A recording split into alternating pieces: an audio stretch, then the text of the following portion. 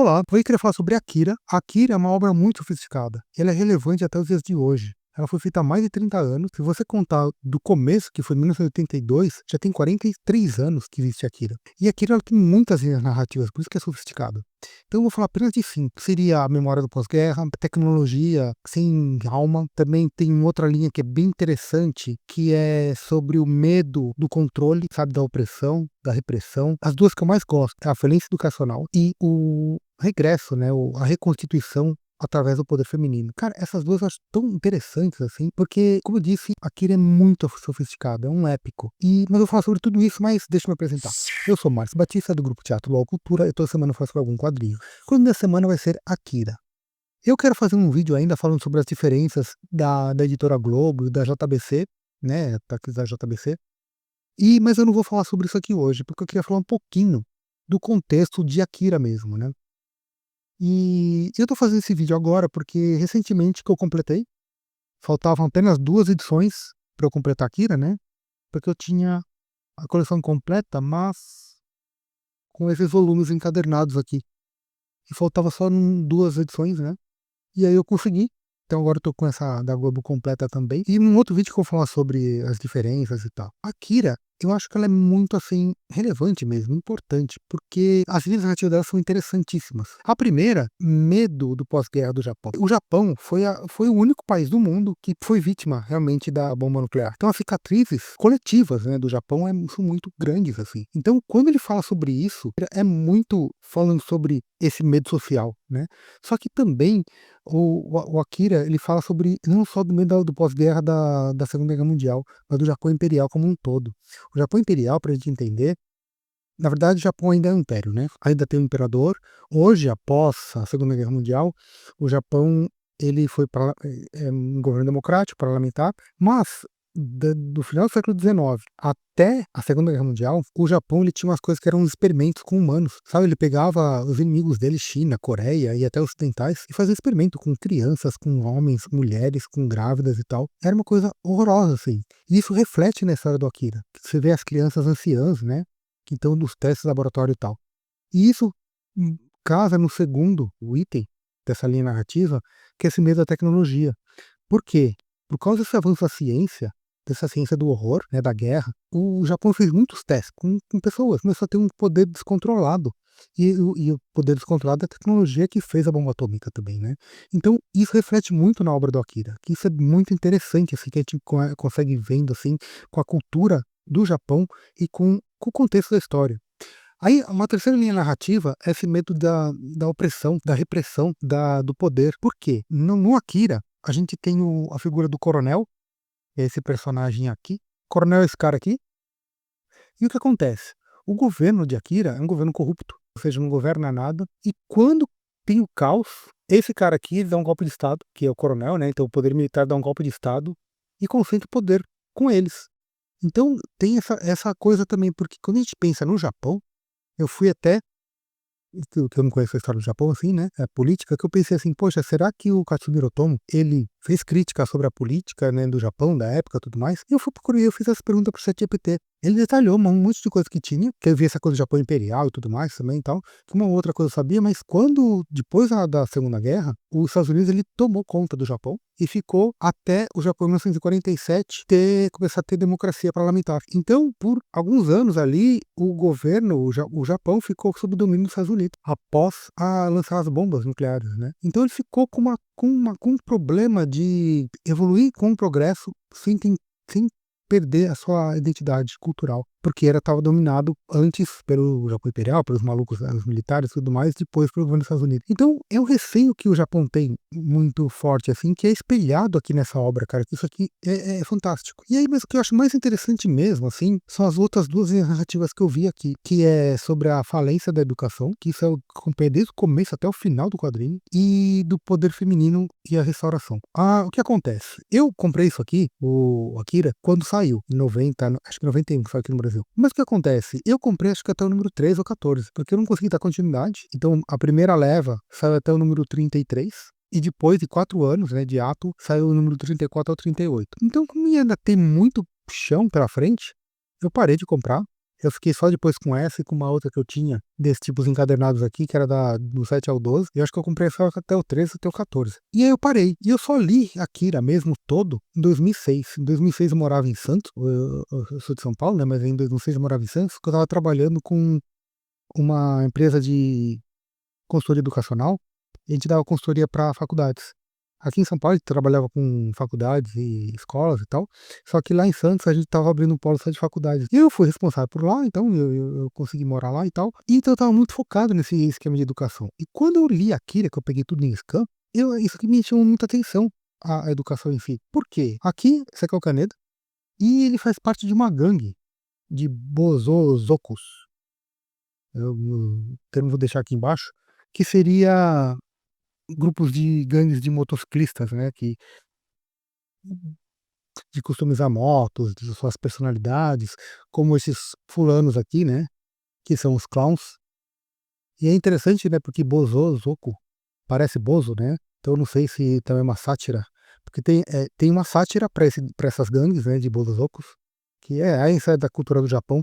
Isso aqui é uma coisa que eu acho que faz falta, esses essas coisas sobre a cultura do que você está lendo, porque só se você vai estudar, porque eu não conheço a cultura japonesa, né. Então quando você vai vendo essas coisas, você: "Nossa, que interessante, né, tal", porque ele tá tirando sarro tanto do Joker, né, do Coringa, quanto do Bozo, será? Né, ou é só uma coincidência de nome e tal. Mas voltando pra cá, porque senão eu já vou me perder aqui na educação. E aí o que acontece? O Kaneda, ele faz parte é líder de um grupo de motoqueiros, né, de uma gangue, e você vê que eles estão na escola, porque depois o Tetsuo, que é um dos amigos dele, que é o que vai ficar super poderoso, ele fica sempre na sombra do Kaneda. O Kaneda é o melhor amigo dele, mas o Kaneda é o líder, ele quer ficar também, ter voz, e ele fica sempre na sombra do Kaneda. Isso aqui é uma coisa interessante também. Outra linha narrativa, isso aqui, não vou entrar nisso aqui. Quando ele sofre um acidente, por causa desse garoto aqui, isso aqui também tem a ver com aquela primeira linha que eu falei do Japão Imperial, por quê? Essas crianças anciãs, elas remetem ao Japão Imperial, que faziam experimento com crianças, sabe, eram umas coisas medonhas, assim.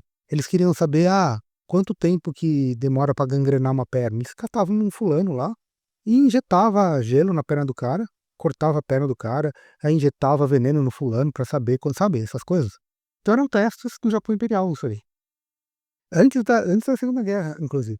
Mas aí voltando pra cá, eles vão pra escola, e eles tomam uma puta de uma bronca, cadê o Tetsuo? O militar veio aqui encher o saco e tudo mais. Então, o que são? Eles estão na escola, tá vendo? Então, são jovens delinquentes, porém eles frequentam a escola. Uma escola que não educa, uma escola que apenas contém, que aprisiona, que pune. E esses aqui são os diretores e tal. E eles chamam quem? O professor de educação física para descer porrada neles. O professor de educação física desce porrada mesmo. Além de não ensinarem nada, ainda põe no próprio professor, né? O que isso tem a ver com o resto da narrativa da história? Quando o Tetsuo ele vira esse ser super poderoso, ele tem acesso ao poder, só que ele não teve um acesso a uma educação a controlar esse poder.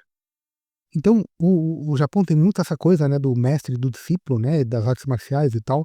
Então, o sensei que vai ensinar e tal. E lá eles não tiveram mestre. As pessoas que têm mais conhecimento ali são as crianças, aquelas crianças anciãs. E isso é muito curioso, né? Porque são, tipo, sábios que não tiveram juventude. E aí, quando o Tetsuo recebe esse poder sem limite, ele nunca teve um mestre. E o Kaneda, que é esse amigo dele, que é o que vai tentar parar, ele também não consegue. Por quê? Porque ele não tem um poder de hierarquia. E ele veio da mesma instituição.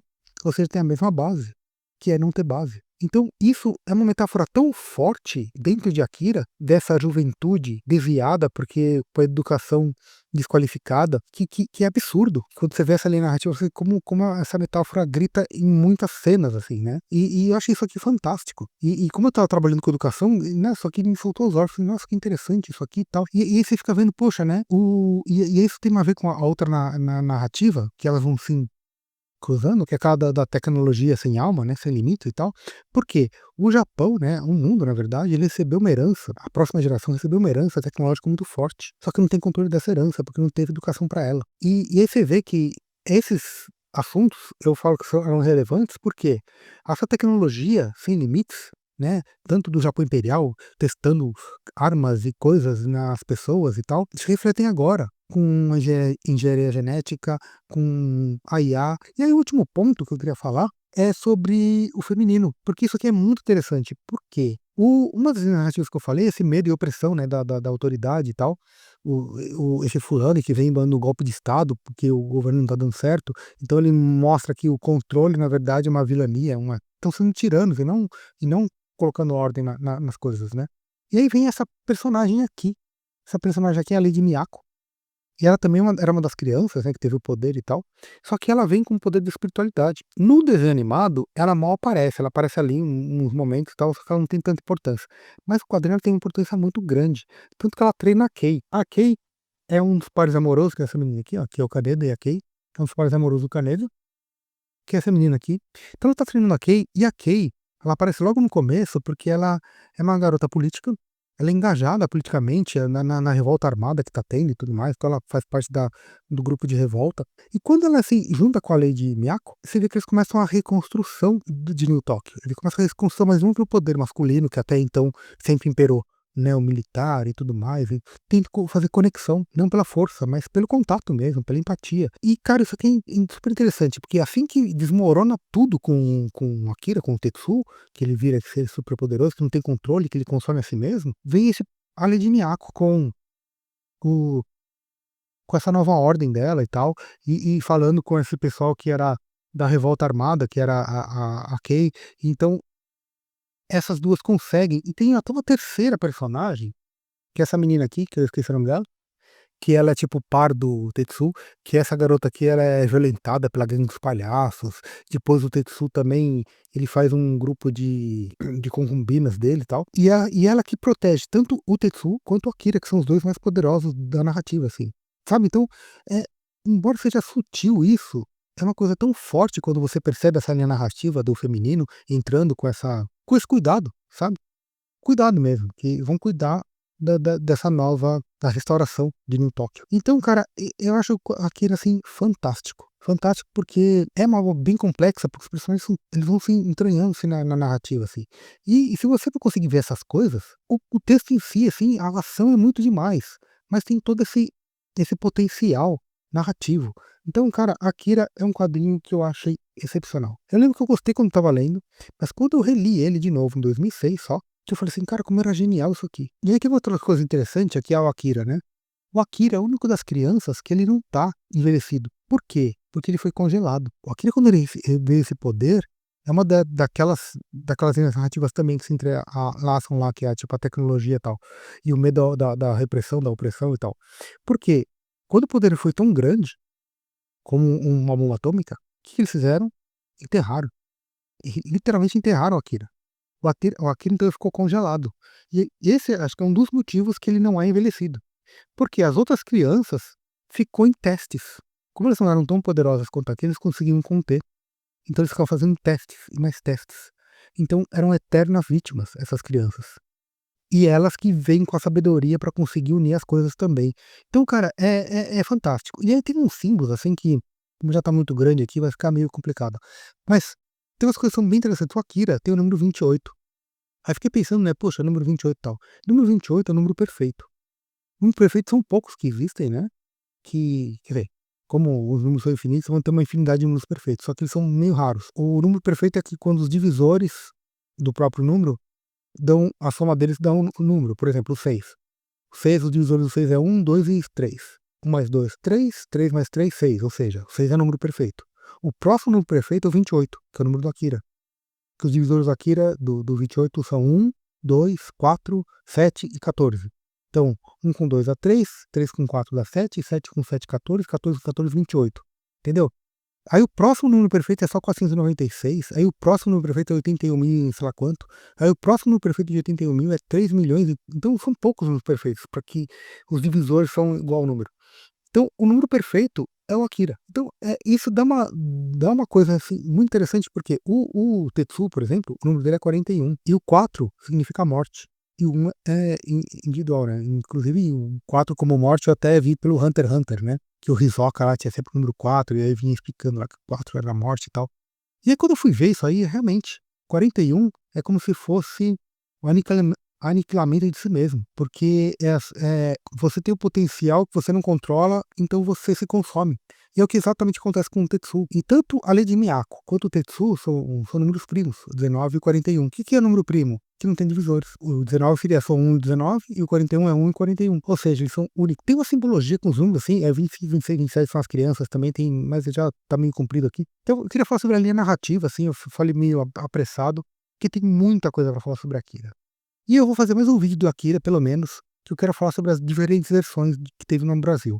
Teve essa aqui, né, da Editora Globo, essa encadernado da Editora Globo, que é bem diferente desse aqui, tem as coisas diferentes, e esse aqui também. Então, no próximo vídeo eu vou falar sobre essas coisas, mas por enquanto é isso, gente. Se você quiser comprar Akira, compra pelo nosso link, eu vou deixar um link aqui embaixo, comprar pelo nosso link ajuda o canal, mas caso você queira comprar em outras lojas, eu sempre aconselho você ficar procurando, porque eu procurei isso aqui, eu comprei grande parte das edições, eu comprei online e foi muito barato. E tem gente vendendo isso aqui, cada um por R$100, que é loucura.